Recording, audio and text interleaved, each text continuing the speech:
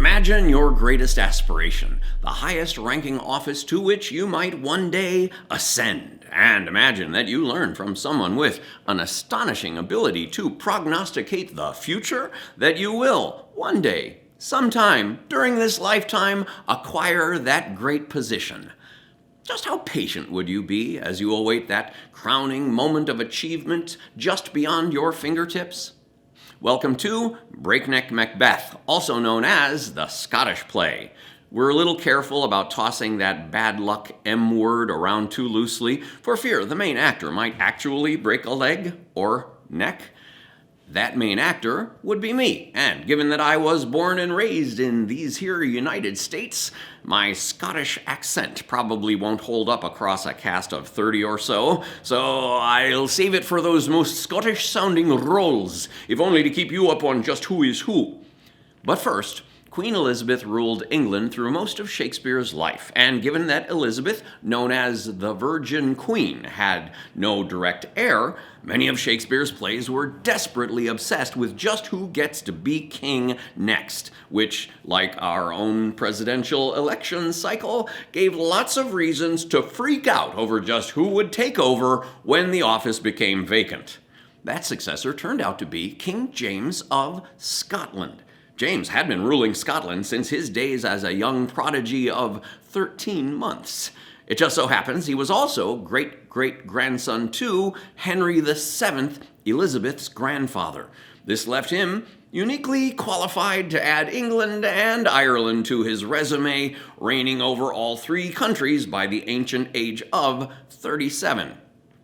If you look closely, you may notice that this play, produced shortly after James' coronation in 1603, assumedly with James sitting in the front row, finds Shakespeare maneuvering, some say pandering, to get on the new king's good side. After many years of writing plays about English history, it probably isn't a coincidence that Shakespeare suddenly develops a bubbling enthusiasm about Scotland and all things Scottish. Not only that, but also witchcraft. Shakespeare didn't really include witches in the pre-James plays. He did throw a few fairies into Midsummer Night's Dream, but James had a fascination with the dark arts of witchcraft, even writing a book on the topic, Demonology. Moreover, he was also thought to have descended from the historical, or probably the mythical character of Banquo. While the original Banquo supposedly teamed up with Macbeth in his efforts to steal the crown, Shakespeare has no option but to paint front row James' famous ancestor as Banquo the good guy. You may notice recurring themes, perhaps none more obvious than the ongoing suggestion that claiming a title that you haven't earned is a little like wearing clothes that don't quite fit.